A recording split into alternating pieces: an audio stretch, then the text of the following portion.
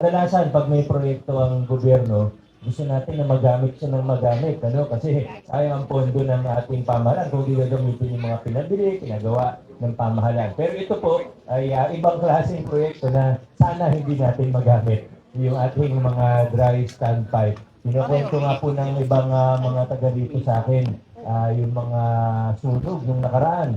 Yung 80s, nagkaroon ng malaking sunog. Yung 90s, nagkaroon din ng malaking sunog. Hindi ko na po sasabihin na baby pa lang po ako noong mga panahon na yun. Pero Capman talagang aktibo-aktibo na po dito noong mga panahon na yun. Pero maganda pa rin po na kahit di siya mangyari, maghanda pa rin po tayo. Tayo po sa Pasig, naniniwala tayo sa disaster preparedness.